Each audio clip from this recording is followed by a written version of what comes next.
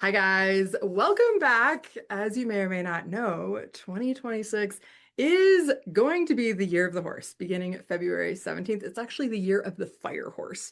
So, all of our horse guests, I am especially fired up to talk to. I'm always fired up to talk with horse guests. There's a different energy that happens between horse people.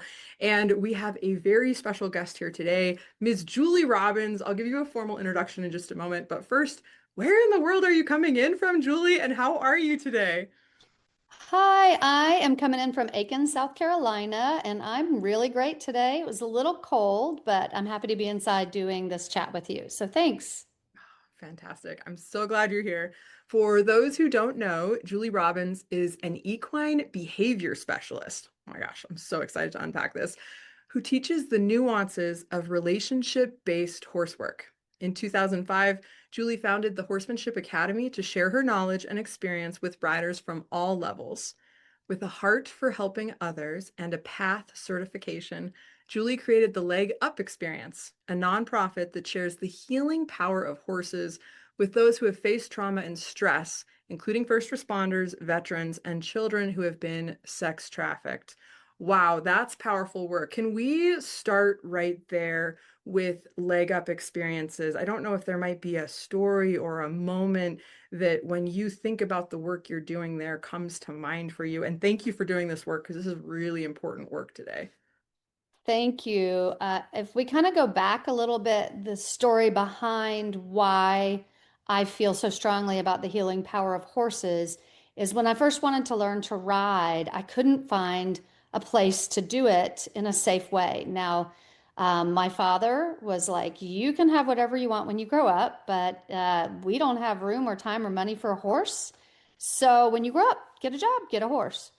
When I was in college, I picked University of Florida because I knew it was near a town called Ocala, and I had heard that Ocala had a lot of horses. So, my little brain as a 17 to 20-year-old, I worked it out to go there and found lots of horses, and I had lots of adventures. I think the adventure paradox is so appropriate because I really wanted it, but boy, did it turn into some really dangerous situations.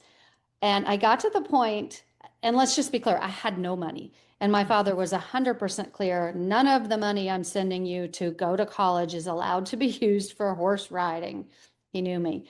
So I just picked up a few rides. I became that working slave, working student, I think they call it. Got run away with, got bucked off. I was put on a young horse on a lunge line. I didn't know the horse was young. The horse bucked me off so hard that my rubber tall boots stayed in the stirrups as the horse ripped the lead line out of the person's hand and ran off. And the woman said to me, "Oh, well, that wasn't too bad for his first ride." And I said, "Well, this is my third ride, and I'm not really happy with how this is going." So Mm. after a bunch of crazy incidents like that, I saw a sign for a volunteer needed at a therapeutic riding program, and I went and volunteered. And my brain thought was, I just want to go ride horses that are safe, and if they're not gonna, be difficult for people with disabilities to ride, then surely I could ride them. And that's Mm. where I got my start. So that planted the seed. And I became a path instructor later in life, longer stories. But the short of it is that when I was in Aiken, I moved to Aiken in 2000. And instead of going, I was in the midst of a divorce. I mean, there's lots of stories here, but Aiken just kind of called my name. And they not only had a facility where I could get my job back in the old part of what I was, which was an urban planner with a specialty in GIS, satellite imagery, and data mapping, which is what I went to school for. But they also needed a therapeutic riding instructor, and I just happened to have that certification. And so I moved to Aiken with the agreement that I would try to restart their program, which had gone defunct because they had no money and no instructor. And at that time, you had to be passed, and you still do have to be certified to get insurance in order to run the program. And so I started it, and we're 26 years later, and I haven't had to get that job yet. Although I work very, very hard and I have a big entrepreneurial spirit. Mm. So I had been in that realm. I left the therapeutic realm for teaching, horsemanship at the time. Natural horsemanship was a buzzword. Never really liked it because I kind of think human interaction with horses is more spiritual and less pragmatically natural. I think they chose us on a historical level, which Hmm. there's a lot of deep rabbit holes we could go down here, but I'm trying to stay up here. So I got asked to be involved with an organization that was going to work with veterans and off the track thoroughbreds here in Aiken back in 2014. And I got involved with them and I loved it. And that nonprofit, I had kind of burned out on nonprofits before I started with that organization. And on original request, I actually said no because I was just done. Nonprofits, if you've ever worked for one or run one, they're kind of like a loaded explosive. They everybody's heart's in the right place. We do want to see the beauty of the fireworks, but it's the boom that many times comes out of nowhere and surprises us. But I'm really glad I followed my heart and I started with that organization. And I resigned from them in 2021, variety of reasons. And then that organization would dwindle and no longer exist in Aiken.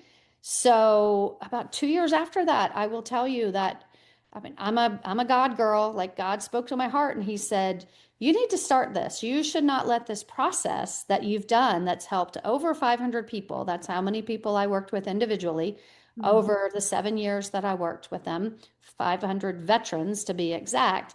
I just couldn't let that process die. So I went to talk to a friend who had also been involved, and she was like, "Of course you have to do it." And as I talked to other people, they were like, "Well, you're the only one who could do it. What's taking you so long?" So I put out to the universe, I said, "You know what, universe, I don't want to do this.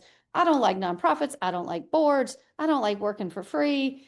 All the things that you got to do to get it off the ground." Mhm. And I just said, universe, God, if you want me to do this, bring me $5,000 and I'll do it. So the third person I told about this idea and what I wanted to do handed me a personal check for 2,500 and said, "I feel very certain you know enough people to match this and good luck." And I said, "Oh my God, thank you so much. Will you sit on my board of directors?" He said, "Yeah, I'd be honored." He said, I'll sit on your board for 2 years and help you get started." So that's how I got started. I asked a few more people and I had 5,000. So I started okay, we got to get our nonprofit status. We've got to come up with a strategic plan. We've got to have a name. We need a logo. Who can help me? How will we do this? And now we are almost 2 years to the date later. Hmm. Our first class, it's interesting, was February 14th of 2024. So February 14th, 2026 will be 2 years of operations. And we've worked with just under 50 people in Wow. that period of time. Amazing. Yeah, It's powerful work. And it is. I, a couple years ago, started signing everything Horses Are Healers.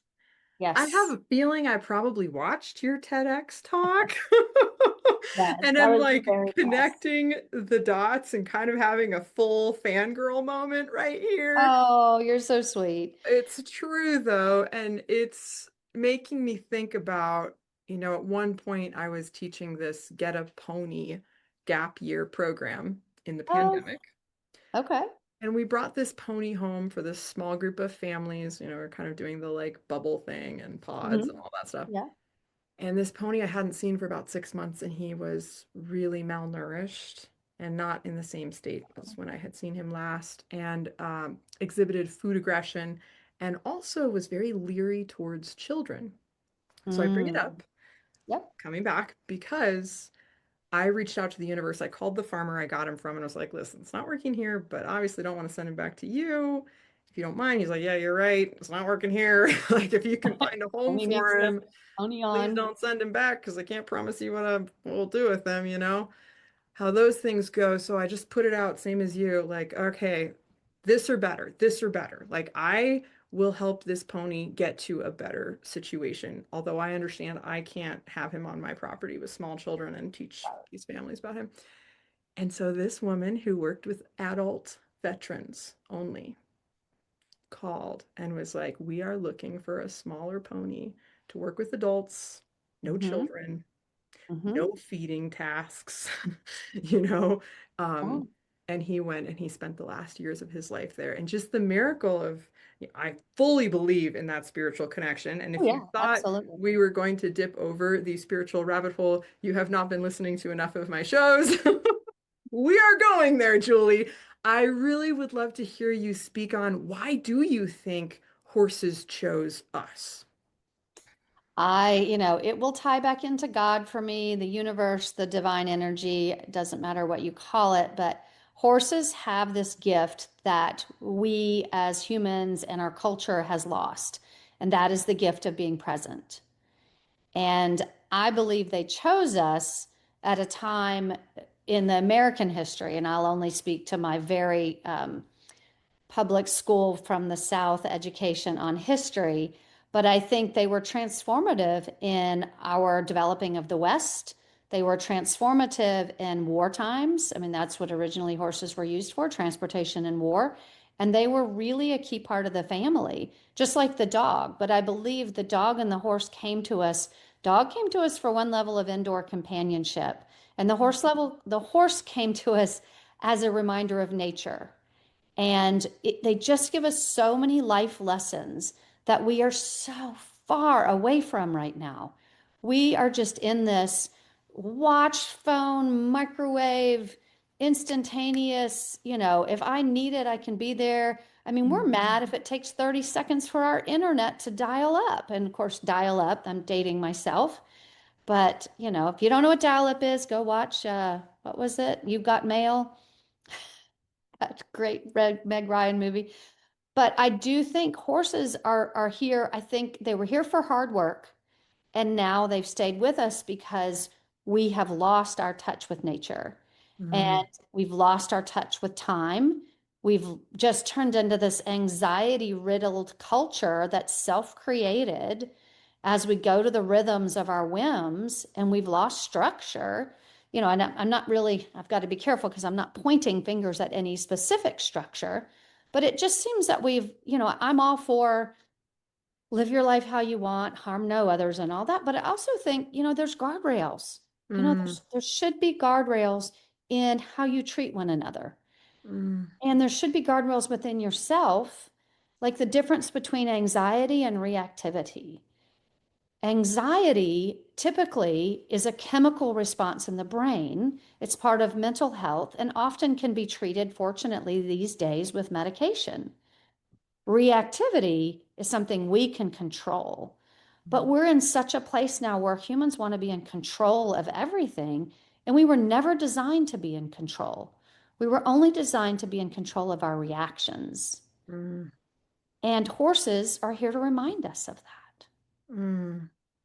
So good. I feel like there are a lot of different places I could go with what you just said, and I'm right there with you. But here's what I want to keep going with in this conversation that we're having right now is like I feel like a lot of people, we're in this microwave culture age, yes. And there's this dissonance, like people want it, they want it now, right? But we've forgotten how to be present and read energy. And to me, this is one of the most important things with horses. Like specifically, a horse when it spooks and it's going, is that what is it? Is it a predator in the bush? What it's a ghost? It's a nope, nope, it's a bird, it's a plane, it's a plastic bag blowing in the wind. We're okay. We're okay. Like co-regulating. And because so much of our communication now is not even seeing or feeling or smelling the same air as the person or being that we're communicating with, I think we have this really serious disconnect. And to Absolutely. me, coming back to, and because I know you're specialized in behavior of horses, I'd love to hear you maybe share some stories or moments that you've seen people get it on some level and really recognize, like, oh, I've never been this present in my body, maybe co-regulating with another being. Like, Yes, I can't phone it in with a horse, right? Except for Mr. Ed. But anyway, speaking of exactly. dating You can call ourselves. a friend.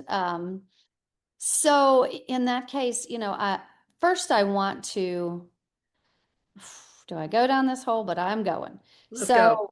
So the first thing I want to say, there is this trend right now of humans wanting to co-regulate with horses and us wanting to take our calmness and calm the spooky horse. And Mm, what I thought was so interesting, you were just like, oh, I could see with your body language, you're like, it's okay, it's a plastic bag, we're gonna mm, calm down. And what I will challenge those that have a spooky horse to do is to realize that when horses need to reset, they need to move their feet. mm, When humans need to reset, they need to get a little fetal, they need to focus on their breathing. And if you're like me, you're going to need a blanket and some ice cream and a movie you've seen before to make yourself feel better. mm. And we're used to, as humans, picking up our young, soothing them. I'm in the South, we feed people, Yeah. feed and give them something to drink and all of that. And in the horse world, one of my mentors once said to me, I happen to have a very dangerous and spooky horse named Ozzy, and he is the horse that brought me into the work that I'm into today with the Horsemanship Academy and the relationship-based horse training. But he would get spooked, and I would it's okay, calm down. And my mentor said, be careful. Mm, You are about to reward an anxious brain.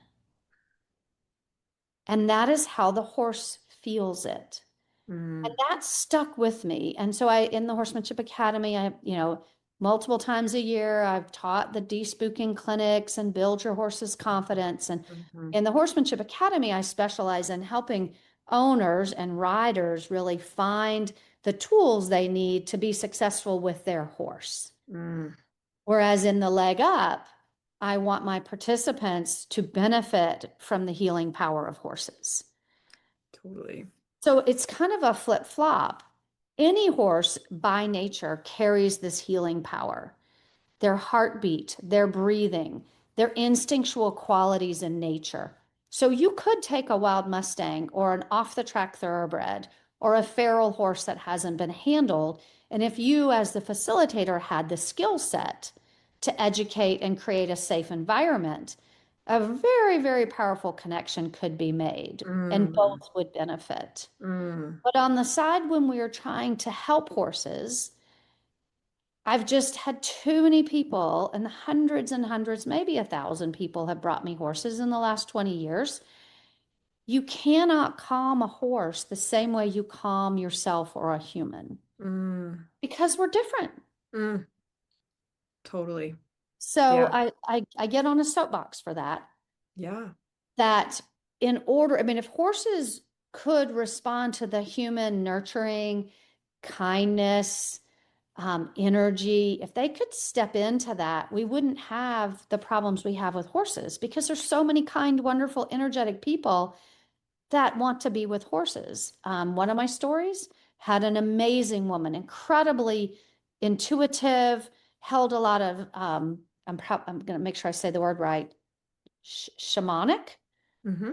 workshops, like energy Yep. workshops, Yep. and called me up one day and she was like, my beloved horse, we've been together in so many situations over 10 years, bucked me off today.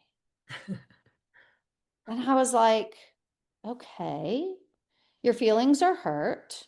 Yes, my feelings are hurt. And now I'm scared. And I said, well, how did your horse do on the pre-ride checklist? Mm, I don't do pre-ride checklist. I say a little prayer. We cleanse our energy. I allow my horse to express and we ride. And I always allowed my horse to express while we're riding. And I said, well, your horse obviously expressed himself.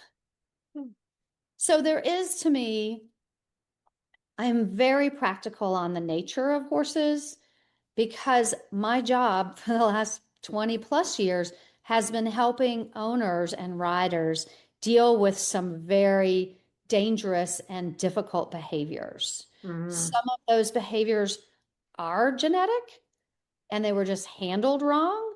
But some of those behaviors were 100% human created. Yep. And helping the horse and the person navigate that has been my specialty. Right. So when it comes to, we had sort of talked briefly about certifications. I actually saw on Facebook that you could become a certified equine um, Yeah. specialty healing practitioner in this 30-day course online. For like $97, right? I think it was Something like that. 27. Yeah, I'm Yeah. seeing this one floating around too. Yeah, I really wanted to red flag it. I really wanted to call the person and say, you're either advertising is off, maybe you're saying there's a 30-day introduction period. One of the jobs I've had, because I came from a background of PATH certified, right? I came from the therapeutic realm where I learned to ride. I bought my first horse, which was an utter disaster. I picked the wrong horse. He was beautiful, and he came with a free horse. Mm-hmm. I Yeah. was smart. I wrote a book about this, Ozzy and I, The Journey of a Path Less Traveled, Mhm. because that horse took me down the path where I am today. He taught me that horses innately are horses. And until you really understand what a horse is, no matter how many carrots you feed, peppermints, no matter what kind of halter you use, saddle, bridle, no matter how expensive your German dressage trainer is that I hired, um, the horse is going to be a horse. Yeah. And if you don't understand that and you can't work with that nature, it's probably not going to go as you wish it would. Right. Right. But once you get over that, or once you can, in the bare minimums, to me, it's boundaries. Mm, If you don't have clear boundaries and you don't have a clear understanding of your space and personal space, some horses are going to eat you alive. mm, mm. Yeah. And it might be by one tiny itty bitty bite at a time. And the day that that horse steps in and knocks you over, or rears and pops you on the head, or spins and kicks, I'm going to hear, well, it came out of nowhere. Mm-hmm. Mm-hmm. And Mm-hmm. I've heard it from men, well, it came out of nowhere. And I'm like, Yeah. Yeah, I remember trimming. I have an ex-racehorse, and I remember trimming his hooves and taking a video in, I think I had it set up in slow-mo. I can't remember exactly, but I remember that I slowed it down for the freeze frame because he would do this pullback thing and recognizing like, whew, horsepower, horse time, like it wasn't even 100th of a second. You yeah, know, that it was like this frame is here and this frame is here. And then when you see, wow, how mhm. quickly that happened. So working, I think, with horses, and you mentioned it earlier, horse time, but also really understanding their nature. And we humanize everything, right? It's a human nature. Humanize it. We can care for it.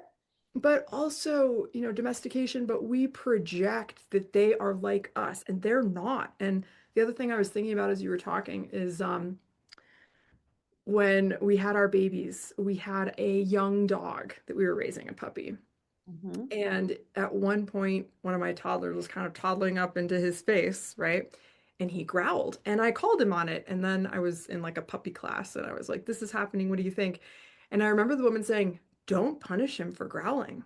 That was the warning. If you punish the warning, you'll get the bite. And I was like, whoa, great point. Like this was the warning. So for me, I'm right there with you. Like I am, because this is how I was taught, programmed to like easy, chill my energy out, because it doesn't help for me to get excited because they're excited. Regulation of your own personal energy is very, very important. Yeah. It's very much Yeah. part of the equation. But my question always is, well, what happened before what happened? And Mm, how insightful of you to go back and try to see that.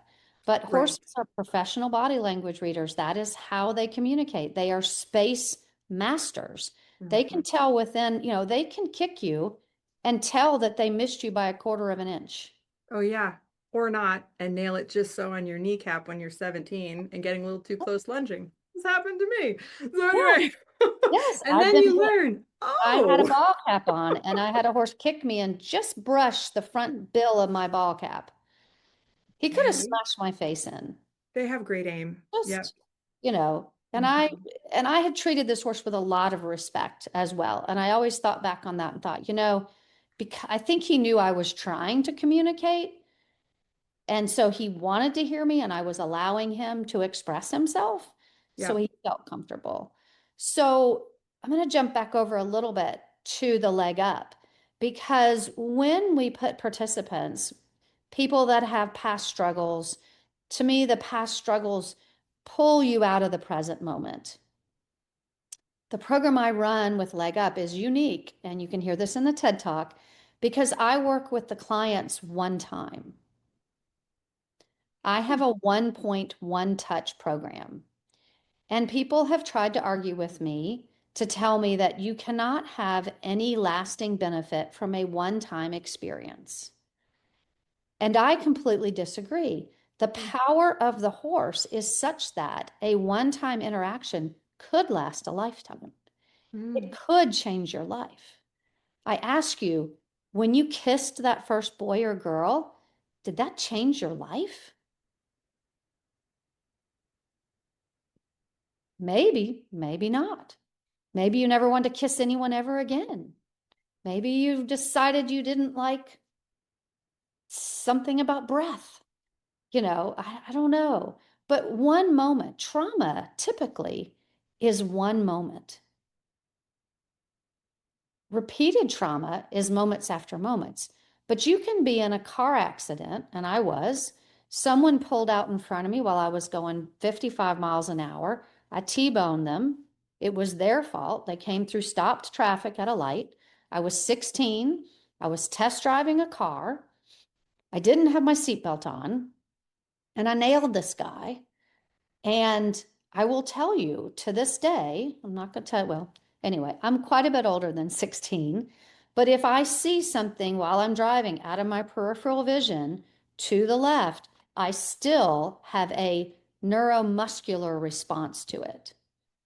I don't think about it. I'll go, ooh, and then I'll go, oh, and I'll identify, oh, that was from that. The body keeps score.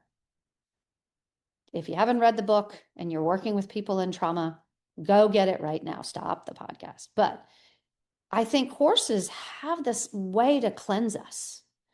They just, in their presence, if you can honor them and yourself, to me, it's this four-way connection. It is physical, mental, emotional, and spiritual for the horse, physical, mental, and emotional, spiritual for the human. So it's actually, it's energy to the fourth because there are way more than 16 combinations, but everything means something. And horses strip it down really simple. And they're energetic beings living in domestication. We haven't taken that out of them. So, whether you want to benefit from the healing power of horses, where horses can heal your heart, they can heal your brain, they can heal your body, and they can heal your spirit, or you feel pretty good and you're, ready to help a horse that's in trouble, it's such this unique dynamic of energy exchange and influence. And if you change a horse, you too are changed. And if a horse changes you, the horse too is changed. And it's just this, it's bigger than words. It's an energetic field. And I have just released myself to it. And I say to people, I can't explain it, but if you understand, no explanation is necessary. But if you don't, if you're not open, no explanation is possible. So come visit me and let's visit with the horse. Somehow you've gone mute, or I can't hear you. There. So powerful. And I love that one-to-one. And that really just one encounter can change your life. It really can, you know. always think of horses as being bigger than our problems. And I've had people come, people do dolphin encounters. So I do horse encounters where it's like, honestly, just come and be in the presence and let's walk through and talk through what you've got going on. And it's amazing to just witness whatever facade just whoa, I'm present, I know people are going to want to find you and follow you. We will put all of this into the show notes, but can you please tell us website? What are your favorite social handles? Where do you hang out? Where is all that, please? I have two websites. I have the horsemanshipacademy.com, and that's where you can learn more about my work in helping people with relationship-based horse work, whether that's liberty work, ground work, bridleless riding, bitless riding, starting young horses. It's all the pieces from the human side. How are we educating and how are we showing up in relationship? Then we have the legupexperience.org. That's the website for that program. We are a small young program and we partner with agencies. So if you're like, hey, I just want to come out and do this, you would just reach out to either program, but no, in our programming, we partner with agencies. So for example, our first two partners are our local police, fire departments, as well as our county sheriff's department. Hmm. And then along with a home that helps young girls get back on their feet. Well, they're too young, they're only 14. So help them developmentally move along. And we are one of the services that comes along with that housing. So that's how you can find me on the World Wide Web and social media handles. I spend more time on Facebook and Instagram than anywhere. So both of those would be facebook.com/, the Horsemanship Academy, or /Leg Up Experience. And then I do have a YouTube channel we've just started with for the Leg Up Experience, and that's YouTube Leg Up Experience. And hopeful to create a Horsemanship Academy YouTube channel. But if you want to learn more about horses and relationship-based training, I do have a 12-month study program. I don't believe in one-off education systems. Clinics are great. Come meet me, come visit the farm here in Aiken, see if we're a match, or we can jump on the phone and do a video evaluation. But if we're a match and I feel like you'd benefit, I do have a very step-by-step. It is not a video library where you search for hours. It is a step-by-step guided process over 12 months where we work together to help add to your tool set, clean off some old tools and add some new tools and help you with your horsemanship journey, which could be useful in applications from professional riders. I've helped polo players and Olympic caliber event riders to backyard horse lovers to those that work in the healing industry that don't ride their horses anymore. So pretty broad cast there. Fantastic. And you do have a TEDx talk, which will drop in there called The Healing Power of Horses. I want to make sure everybody sees it. Yep. And I have a book. It's a short, fun read, but it is my backstory. It is how I came to horses and the power of Ozzy. He is the reason why I'm here. My horse Ozzy led me to continue doing what I'm doing, and I'm grateful, and I'm so grateful for you having me. Such a pleasure to talk to you. I'm a huge fan of your podcast and your work, and it was just such an honor to be here and chat with you. So thank you for Oh, the time. thank you so much, Julie. And we covered a lot of ground. Hats off to you and everything that you're doing. Keep going. And Thank you. I need that. I need yeah, that. we'll see you hopefully in the presence of real horses in this lifetime. Oh, that would be my honor and pleasure. Thanks so much. Take care, everybody.